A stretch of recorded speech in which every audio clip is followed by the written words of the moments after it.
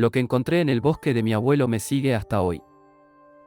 Esta es una historia que llevo años guardando, y aunque siempre he querido compartirla, me cuesta hablar de ella sin sentir escalofríos. La razón por la que finalmente lo hago es porque quiero saber si alguien más ha experimentado algo similar. Cuando tenía 15 años, pasé el verano en la cabaña de mi abuelo, ubicada en una zona rural al norte de mi país. Era un lugar solitario, rodeado de montañas y un espeso bosque. No había señal de celular y la única compañía cercana eran las vacas de un vecino que vivía a más de 10 kilómetros. Mi abuelo era un hombre reservado, pero siempre tenía historias fascinantes sobre la cabaña y el bosque que la rodeaba. Decía que en esas tierras había algo viejo, algo que los lugareños siempre respetaban. Nunca especificaba qué era, pero al mirar sus ojos al decirlo, me daba la impresión de que lo creía de verdad. A veces mencionaba sombras en el bosque o cosas que se escuchaban por la noche. No le di mucha importancia. Al fin y al cabo, pensé que solo intentaba asustarme o mantenerme lejos de adentrarme demasiado en el bosque. Spoiler, debí haberle hecho caso.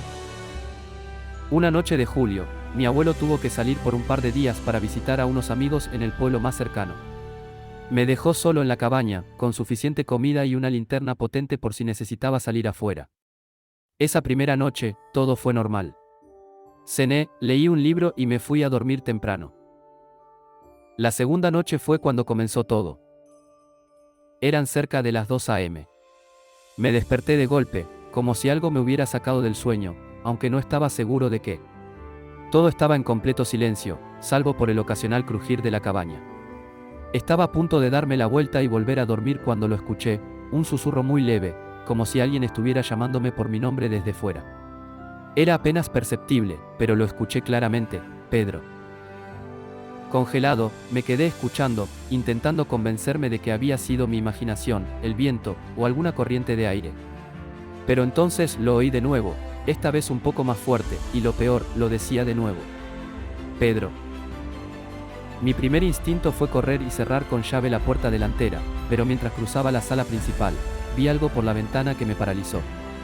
Había una figura, apenas visible entre los árboles. No podía distinguir su rostro, pero tenía algo extraño, parecía moverse de una manera que no era normal, como si su cuerpo estuviera descompuesto o flotando ligeramente sobre el suelo. Racionalicé que podía ser una alucinación por el cansancio, así que apagué las luces y me alejé de las ventanas. Me quedé despierto en el suelo junto a la chimenea, escuchando en silencio. Esa cosa continuaba llamándome, su voz suave pero insistente, más clara cada vez. No sé cuánto tiempo pasó, pero en algún momento me quedé dormido por puro agotamiento. A la mañana siguiente, todo parecía normal.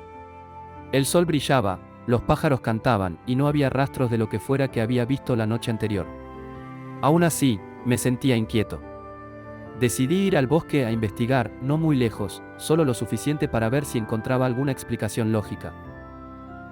Después de caminar unos 20 minutos, me topé con algo que no debería haber estado ahí, una pequeña cabaña, muy antigua y abandonada, cubierta de musgo.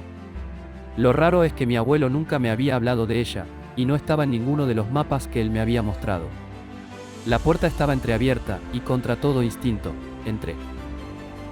El aire dentro era denso, y el olor a humedad era sofocante.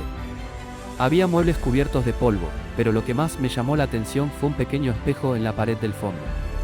Era antiguo, con el marco tallado en madera. Cuando me acerqué, vi algo que me heló la sangre. Reflejada en el espejo, estaba esa misma figura que había visto la noche anterior en el bosque, solo que esta vez estaba detrás de mí. Giré de inmediato, pero no había nadie. Volví a mirar al espejo y seguía ahí, mirándome, inmóvil. Corrí como nunca en mi vida, hasta que llegué a la cabaña de mi abuelo.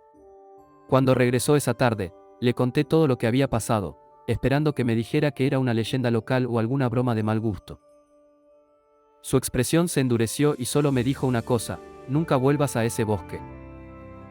Desde entonces, he tenido sueños en los que escucho esa misma voz, llamándome desde lejos.